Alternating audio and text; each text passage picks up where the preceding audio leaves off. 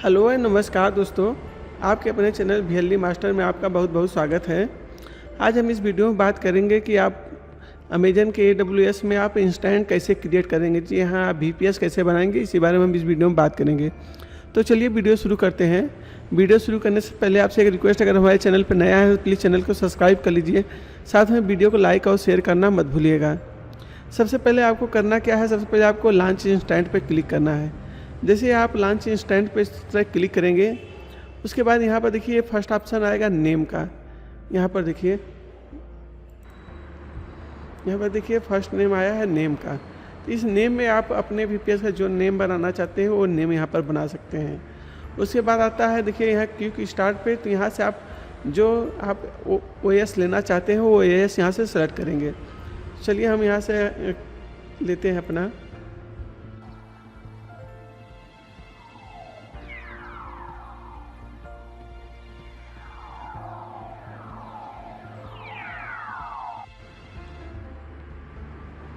देखिए यहाँ पर जैसे हम VPS से अपने नाम लिख देते हैं VPS। यहाँ पर देखिए VPS में हम VPS लिख देते हैं। उसके बाद आप जो भी आपको रिक्वायरमेंट हो यहाँ पर आप नाम फिल कर सकते हैं। उसके बाद आपको करना क्या है, यहाँ पर देखिए क्लिक स्टार्ट में आपको यहाँ से देखिए ब्राउज पे क्लिक करिए। यहाँ पर ब्राउज के क्लिक करने के बाद यहाँ पर आपको जिस विंडोज़ में बनाना है वो आप विंडोज़ सेलेक्ट कर लीजिए। जैसे आपको यहाँ बनाना है माइक्रोसॉफ्ट विंडोज़ सर्वर। इसको देख लीजिए कि ये फ्री है या पेड है। तो यहाँ पर देखिए यहाँ पर फ्री टीयर उपलब्ध है, मतलब इसका कोई चार्ज नहीं है, आपको फ्री में उपलब्ध है। तो आप यहाँ से ले सकते हैं। अगर आप कोर लेंगे तो उसका पैसा पेड करने पड़ेगा, इसलिए हम यहाँ पर यूज़ करते हैं माइक्रोसॉफ्ट विंडोज सर्वर 2022 बेस का। इसको यहाँ पर से सिलेक्ट कर लेते हैं। जैसे यहाँ पे आप सिलेक्ट करेंगे तो आपका ये सर्वर सेलेक्ट हो गया है। सर्वर सेलेक्ट करने के बाद आपको करना क्या है, OS जब सेलेक्ट हो गया आपका, उसके बाद आपको करना क्या है, यहाँ पर देखिए इंस्टेंट टाइप है। यहाँ पर देखिए इंस्टेंट टाइप है। इस इंस्टेंट टाइप पे आप यहाँ पर क्लिक करके आप अपना जो भी प्रोसेसर और मेमोरी सेलेक्ट करना चाहते हैं उस हिसाब से आप यहाँ पर सेलेक्ट कर सकते हैं। जैसे कि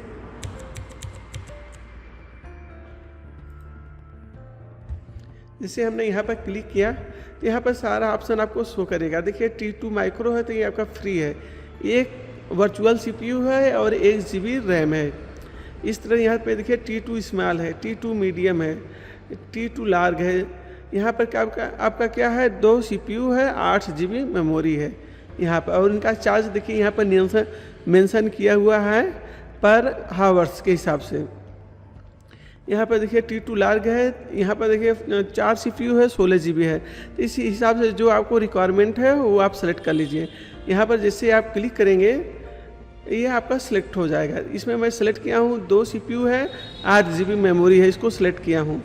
उसके बाद यहाँ से आप एक की पेयर बनाइए। यहाँ से आपको एक की पेयर बनाना पड़ेगा, जिससे आप अपना की जनरेट करेंगे, वो की यहाँ से बनाना पड़ेगा। अगर आप में है तो आप सेलेक्ट कर लीजिए, नहीं है तो आपको यहाँ देखिए एक दिया हुआ ऑप्शन है। देखिए इस क्रिएट न्यू पे क्लिक करेंगे तो आप एक न्यू की क्रिएट करेंगे। यहाँ पर आप कोई भी की बना दीजिए। जैसे हम बना देते हैं यहाँ पे VPS नाम से एक की बना दिए। उसके बाद इस ऑप्शन को ये रहने देते हैं .pm के ही फॉर्मेट में। इसके बाद हम यहाँ क्रिएट की क्लिक करते हैं। जैसे आप क्रिएट की क्लिक करेंगे तो आपका क्रिएट की जो है सेव करने का ऑप्शन आ जाएगा या ऑटोमेटिक डाउनलोड हो जाएगा। तो मैं यहाँ पर सेव कर देता हूँ, सेव हो गया। उसके बाद मेन इंपॉर्टेंट चीज़ यहाँ पर देखिए है allow RDP traffic form, allow HTTP traffic, allow HTTPS traffic internet. मतलब इस आप तीनों पे क्लिक कर दीजिए। ये चीज़ याद रखिएगा, आप यहाँ से जब तीनों पे क्लिक करेंगे तो आप किसी भी प्रकार का सिक्योरिटी ग्रुप में किसी भी प्रकार का आप यूज कर सकते हैं इंस्टेंट। मतलब कोई भी वेबसाइट आप यूज कर सकते हैं, आपको कभी प्रॉब्लम नहीं आएगी। नहीं तो कभी कभी क्या होता है कि अगर आप कोई पेमेंट का गेटवे यूज कर रहे हैं तो वहाँ पर सिक्योर मांगता है, तो वहाँ पर पेमेंट फेल होने का ऑप्शन ज़्यादा आ जाते हैं। अगर आप इन तीनों का ऑप्शन को टिक कर देते हैं, अगर आप इसको भी टिक कर देंगे, इसको भी टिक कर देंगे, इसको टिक कर देंगे, तो आपके ट्रैफिक में जो आपका RDP का जो सर्वर है, इसके ट्रैफिक में कोई भी पोजीशन आपका बाउंडेड नहीं रहेगा। ऑल टू ऑल आप सर्फ और यूज कर सकते हैं।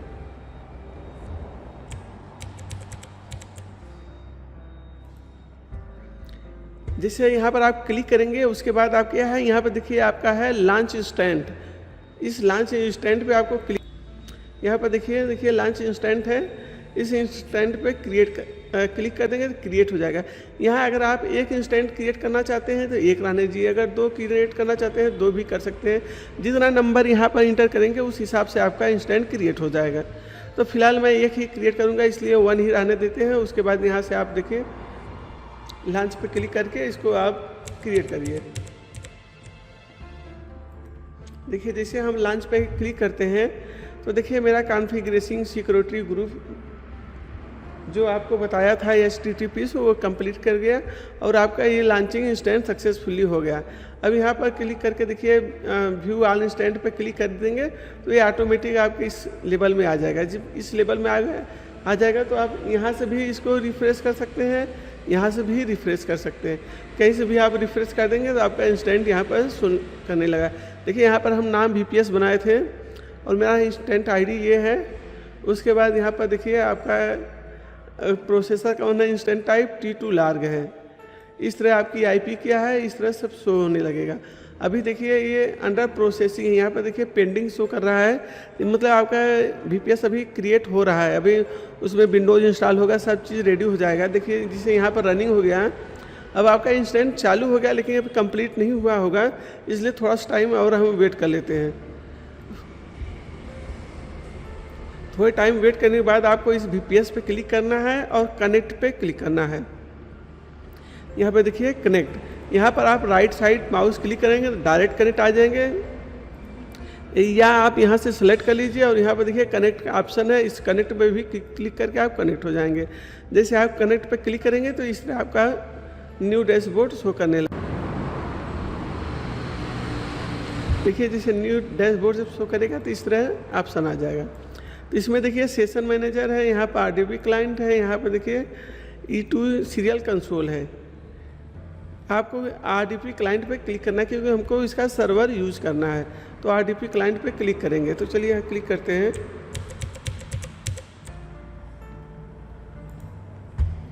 जैसे आप RDP क्लाइंट पे क्लिक करेंगे तो उसके बाद आपके पास ऑप्शन आ जाएगा डाउनलोड रिमोट डेस्कटॉप, इसको आप क्लिक कर दीजिए। जैसे आप क्लिक कर देंगे तो ये RDP आपका डाउनलोड हो जाएगा। ठीक, उसके बाद यहाँ पे देखिए गेट पासवर्ड है। अब इस RDP का पासवर्ड आपको लेना है तो इस गेट पासवर्ड पे क्लिक करेंगे तो इस तरह एक ऑप्शन आ जाएगा। यहाँ देखिए अपलोड प्राइवेट की, जो कि हमने वहाँ पर बनाया था VPS के लिए, जो निक क्रिएट किया था वही क्रिएट अपलोड करेंगे। और की नाम क्या बनाया था हमने, VPS। यहाँ पर देखिए शो कर रहा है VPS। जिस प्राइवेट की से आप VPS क्रिएट करेंगे उसी प्राइवेट की से आप डिक्रिप्ट करके आप उसका पासवर्ड यूज करेंगे। इस चीज़ को याद रखिएगा, कोई आप पुराना बना दिए हो तो वही आपका काम नहीं करेगा। जो आप इसको रखे रहेंगे तो अगर आप 2-4 VPS बना रहे हैं तो अगर सेम को यूज़ करना है तो इस फाइल को रहना ज़रूरी है, प्राइवेट की को। अगर नहीं है तो आप न्यू बना लीजिएगा सेम टाइम पे। यहाँ से अपलोड प्राइवेट की पे क्लिक करेंगे, उसके बाद ये आपका की है, इसको सेलेक्ट करेंगे। तो इसके बाद यहाँ डिक्रिप्ट पासवर्ड पर क्लिक करेंगे तो आपका पासवर्ड इस तरह आ जाएगा। ये देखिए आपका पासवर्ड हो गया। यहाँ पर क्लिक करके इसको आप कॉपी कर लेंगे। जैसे आप पासवर्ड कॉपी कर लेंगे उसके बाद यहाँ पर देखिए आपका जो RDP डाउनलोड हुआ था उस पर आप क्लिक कर दीजिए। क्लिक करने के बाद आप कनेक्ट कर दीजिए। कनेक्ट करने के बाद यहाँ पर देखिए आपका यूजर नेम एडमिनिस्ट्रेटर आ गया। उसके बाद आप पासवर्ड बना ले, पासवर्ड जो आप कॉपी किए थे वही पासवर्ड यहाँ पर आप पेस्ट कर दीजिए। पेस्ट करने के बाद इसके बाद ओके पे क्लिक कर देंगे। जैसे आप ओके पे क्लिक कर देंगे तो इसके बाद आपका सर्वर कनेक्ट हो जाएगा। उसके बाद पूछेगा क्या आप इसको लॉन्च करना चाहते हैं, यस कर दीजिए। जब यस कर देंगे आपका रिमोट कनेक्शन आपके सर्वर से कनेक्टिंग स्टार्ट हो जाएगा। थोड़े टाइम में ही आपका देखिए सर्वर कनेक्ट हो गया।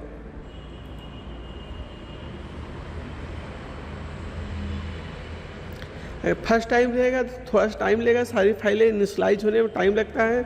जैसे ही आपका इनिशियलाइजेशन कंप्लीट हो जाएगा तो आपका RDP शो होने लगेगा।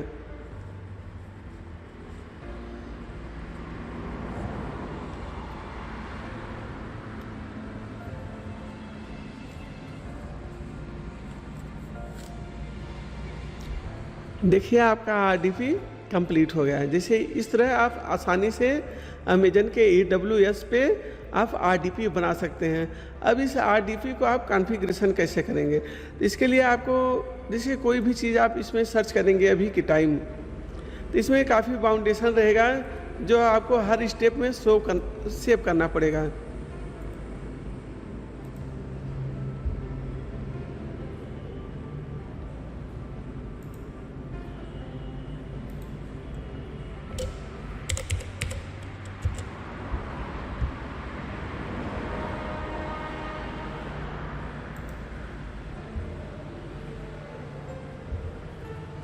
देखिए यहाँ पे एक कंसोल लोडिंग हो रहा है, तो इसको कंप्लीट सेटअप करने के लिए आपको आना है विंडोज़ पे क्लिक करना है। जैसे आप विंडोज़ पे क्लिक करेंगे उसके बाद आपको जाना है सर्वर मैनेजर।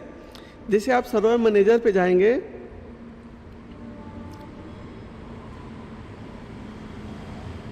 सर्वर मैनेजर जाने के बाद यहाँ से आप फुल्ली अपना कंट्रोल कर सकते हैं। जो भी आप कंट्रोल करना चाहते हैं अपने पीसी में, RDP सर्वर पीसी में, आप यहाँ पर अगर टिक कर देंगे तो दोबारा ये मैसेज आपको नहीं से करेगा।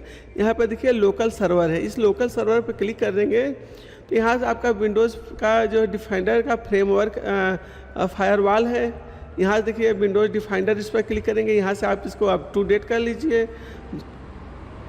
आपका यहाँ से विंडोज़ उसके बाद आपका क्या है, देखिए IE इनहेंस सिक्योरिटी कॉन्फ़िगरेशन है, तो इसको जो है ऑन है, तो इसको आप ऑफ कर दीजिए। आप नहीं करेंगे तो ये बहुत प्रॉब्लम देगा। उसके बाद आप देखिए टाइम जोन है, इस टाइम जोन से आप यहाँ पर आइए, चेंज करके आप अपना टाइम जोन सेट कर सकते हैं, जो भी आपका टाइम जोन हो। यहाँ पर आप देखिए सारा टाइम जोन है। अगर आप इंडिया के हैं तो यहाँ पर देखिए +05:30 है, चेन्नई, कोलकाता, मुंबई, न्यू दिल्ली, इस पर क्लिक करके यहाँ पर ओके कर देंगे तो ये आपका टाइम जोन सेव हो जाएगा। इस तरह आप टाइम जोन और सेटिंग कर सकते हैं अपने VPS में। अब आती है बात अपने VPS का आप पासवर्ड कैसे चेंज करेंगे। VPS का पासवर्ड चेंज करने के लिए आपको सबसे पहले अपने विंडोज़ लोगो पर क्लिक करिए। विंडोज़ लोगो पे क्लिक करने के बाद आप कंट्रोल पे आइए, देखिए कंट्रोल पैनल है, इस पर आप क्लिक करिए। जैसे आप कंट्रोल पैनल पे क्लिक करेंगे तो यहाँ पर देखिए यूजर अकाउंट है, तो यहाँ पर देखिए चेंज अकाउंट टाइप है, इस पर क्लिक कर दीजिए। उसके बाद एडमिनिस्ट्रेटर, आपका सिर्फ एक ही यूजर है, उसका यूजर का नाम है एडमिनिस्ट्रेटर, तो इस पर आप क्लिक कर दीजिए। जैसे आप क्लिक करेंगे, डबल क्लिक करेंगे तो यहाँ पर देखिए चेंज पासवर्ड का आ गया ऑप्शन। तो इस चेंज पासवर्ड पे आप यहाँ पे क्लिक करके आप अपना जो पासवर्ड आपने बनाया था, डिक्रिप्ट किया था, वो पासवर्ड यहाँ पर पेस्ट कर दीजिए। उसके बाद न्यू पासवर्ड, उसके बाद फिर न्यू पासवर्ड करके आप चेंज पासवर्ड क्लिक करेंगे तो आपका पासवर्ड चेंज हो जाएगा। दोबारा जब भी आपको लॉगिन करना पड़ेगा तो आपने जो चेंज पासवर्ड किया था उसी पर क्लिक करके आप लॉगिन कर लेंगे। इस तरह आप अपने RDP का पासवर्ड और सेटिंग कर सकते हैं। अगर वीडियो से संबंधित अभी भी कोई भी प्रॉब्लम है तो आप नीचे कमेंट करिए, हम आपके कमेंट का जवाब जरूर देंगे। वीडियो देखने के लिए आपका बहुत बहुत धन्यवाद।